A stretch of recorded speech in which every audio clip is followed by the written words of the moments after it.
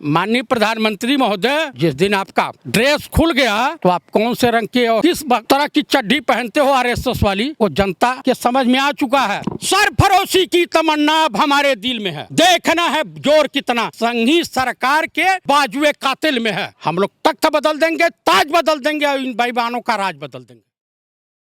जो इनके नेता हैं, जो लीलाएं करते हुए सामने आ रहे हैं, इनके जो नेता लीला करते हुए सामने आ रहे हैं, तो क्या आपको नहीं लगता कि जनता सिर्फ उनका लीला देखने के लिए बैठे हुई है? क्या यही रामराज है? देखिए, इनकी लीलाएं तो देश की जनता, देश के नौजवान, देश के शिक्षक, देश के डॉक्टर, देश के वकील, देश के ब्यूरोक्रेट विगत 6 वर्षों से देख रहे हैं।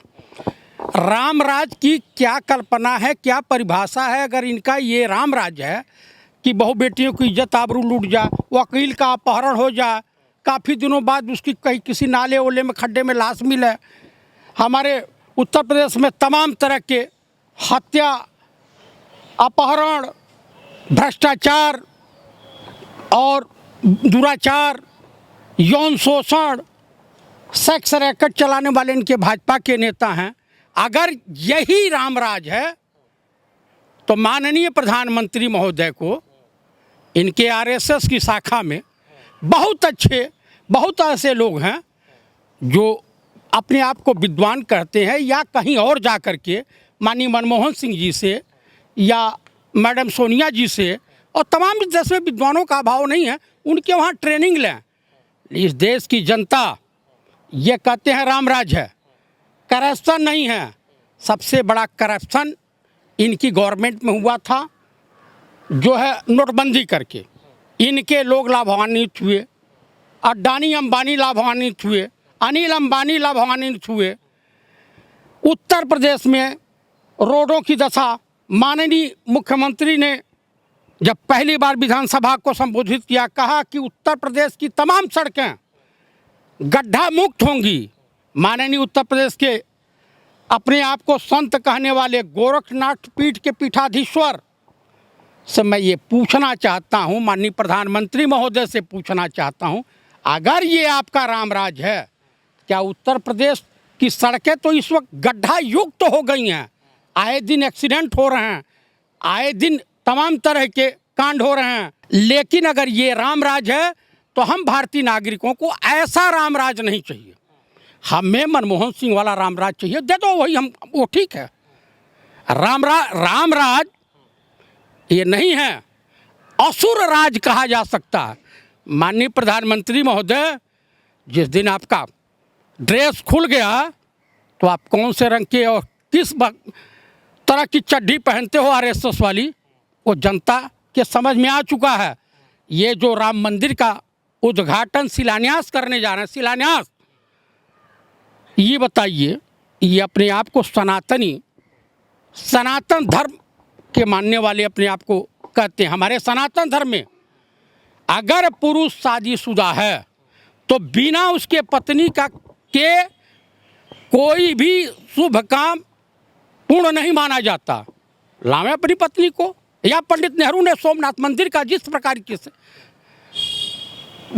वक्त एक तत्कालीन महामहिम राष्ट्रपति महोदय डॉक्टर राजेंद्र प्रसाद जी से शिलान्यास करवाया था, उसी तरह से करवाते हैं। बिहार में जो बाढ़ आई हुई है उसको देखा नहीं जा रहा है, किस तरीके से परखा नहीं जा रहा है, और खुद वहाँ के जो माननीय मुख्यमंत्री वे कह रहे हैं तो हर साल की आर्थिक आपदा है, आती हैं चली जाती हैं, तो मतलब ये किस नज़रिए से देखने कार्य कर रहे हैं? क्या जनता की जो जान है, पब्लिक है, उनके लिए कोई मायने नहीं रखता? हम लोग सेना में थे और गुवाहाटी पोस्टेड थे, और इनके कच्छ वगैरह तमाम जगह भूकंप आया था। हम लोग सेना की जवान, वो प्राकृतिक आपदा, भूकंप प्राकृतिक आपदा है, बाढ़, अगर ये 89 के बाद बाढ़ की व्यवस्था की होते, अंधा बंधे का निर्माण किए होते, तो बिहार के 14 जिले बाढ़ में समाहित नहीं होते। वहाँ की लुंज पुंज व्यवस्था, सुशासन बाबू 15 साल से मुख्यमंत्री हैं, इन्होंने क्या किया? सबसे बड़ी बात यह है कि ये राम मंदिर के नाम पर, करोना और तमाम के नाम पर ये चंदा तो इकट्ठा करते, लेकिन उस चंदे का सदुपयोग राम मंदिर के निर्माण में नहीं होगा। राम मंदिर के निर्माण में, अरे भाई इंसानियत तो वहाँ इंसान मर रहा है, इन सबों को इंसान से, बिहार से कुछ लेना देना नहीं है। धर्म की अफीम सुंघा करके, धर्म की अफीम खिला करके भारत देश के अंधविश्वासी बकलोल हिंदुओं को बनाते हुए बिहार के बारे में जनता मरे तो मरती रहे, इनको उससे कुछ लेना देना नहीं है। इनका नारा है, आरएसएस का नारा है कि अपना काम बढ़ता अब भाड़ में जाए भारत देश की जनता। राम मंदिर इनका एक चुनावी जुमला है, चुनावी मुद्दा है बिहार, बंगाल और केरला के चुनाव के लिए। तो आपको क्या लगता है कि जो शिलान्यास है वो एक बहाना है? एक बहाना है और असली जो मकसद है वो? असली मकसद आप बताइए, गोदी मीडिया कहीं भी किसी चैनल पर आसाम में 24 घंटे नहीं हुआ था राफेल विमान को हिंदुस्तान में आए हुए। 135 करोड़ देश वाला 36 विमान राफेल खरीदा। कतर, फतर, तमाम देश 36, किसी के 8 करोड़ आबादी है, किसी के 5 करोड़ है, किसी के 9 करोड़ है, उनके वहाँ पहले से 36 विमान राफेल मौजूद हैं। राफेल विमान किसी देश की सुरक्षा की गारंटी नहीं होती है। अपनी इच्छा मजबूत होनी चाहिए, तभी देश की सुरक्षा को का। आसाम, बंगाल में, यहाँ पे मणिपुर में सेना के जवानों के ऊपर हमला हुआ, 3 जवान एट ए टाइम मर गए। अच्छा चतुर्वेदी जी, अब ये भी सवाल उठाया जा रहा है कि मैं राफेल को लेकर के तो बात नहीं करना चाहूँगा, लेकिन जिस राम राज्य की बात कर रहे थे, आपके हिसाब से राम राज्य कैसा होना चाहिए? उसमें शिक्षा की बातें होनी चाहिए, बहुत से तमाम ऐसे मुद्दे हैं लेकिन उस पर कार्य नहीं किया जा रहा है। तो आखिर किस तरीके का राम राज्य बनाने की कोशिश कर रहे हैं? मैंने एक चीज़ कहा ना कि अफीम धर्म का इन्होंने सुंघा दिया। राम राज्य की अगर सही मायने में परिकल्पना की जाए, कल्पना की जाए, तो शिक्षा की व्यवस्था उच्च दर्जे की होनी चाहिए, कोई भूखा ना सोए, शुद्ध जल की व्यवस्था होनी चाहिए, कोई स्वास्थ्य के लिए इधर उधर न भटके भारतीय नागरिक, स्वास्थ्य की अति उत्तम व्यवस्था होनी चाहिए, सड़कें गड्ढा मुक्त होनी चाहिए, और इस देश के बेरोजगार नौजवानों को हर साल रोजगार मिलना चाहिए। माननीय प्रधानमंत्री महोदय बकैती मास्टर हैं, जुमलेबाज हैं, हाँ, और ये ठगों के बेताज बादशाह हैं, अपने आप को मदारी कहते हैं, मदारी हैं। प्रधानमंत्री माननीय, एक मिनट सुन लीजिए, माननीय प्रधानमंत्री जी ये तमाम तरह के, तमाम जगह अनेकों प्रकार से झूठ बोलते जाते हैं। अब इनके ऊपर से भारतीय नागरिकों का विश्वास उठ गया है, इसलिए नया पुराना जो मुद्दा है एकदम जिन्न को निकाला है बोतल से, कहा लो। लेकिन बिहार में भी इनको मुँह की खानी पड़ेगी, बंगाल में मुँह खानी पड़ेगी, केरला में भी मुँह की खानी पड़ेगी कि 135 करोड़ की आबादी जिस तरफ निकलेगी ना, तो मैदान साफ हो जाएगा, ना कोई सरकार बचा पाएगी।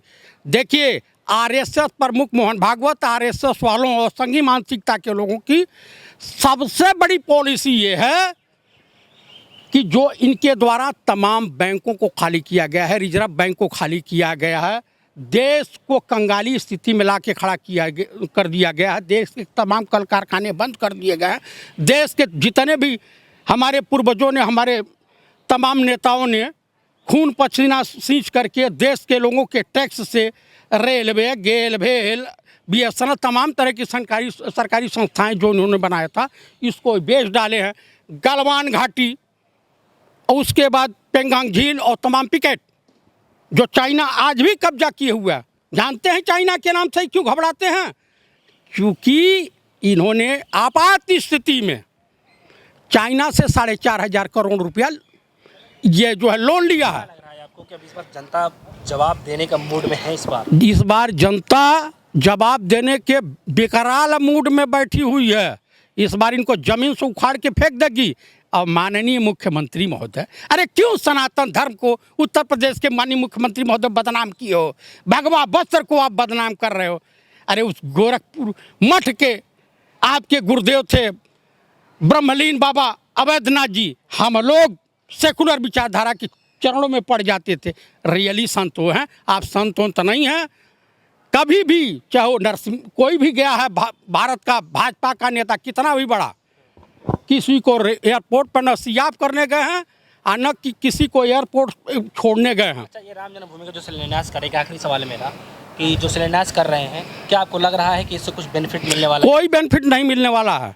राम मंदिर आस्था का प्रश्न है, पूजा कहीं की जा सकती है, लेकिन विवादित कोई जगह हो तो हमारे सनातन धर्म में वो अशुभ मानी जाती है।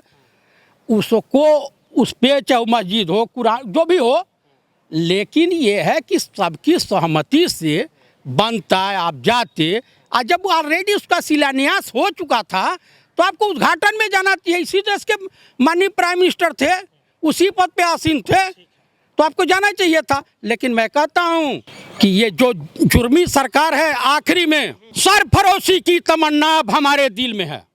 देखना है जोर कितना संघी सरकार के बाजुए कातिल में है। हम लोग तख्त बदल देंगे, ताज बदल देंगे और इन बेईमानों का राज बदल देंगे।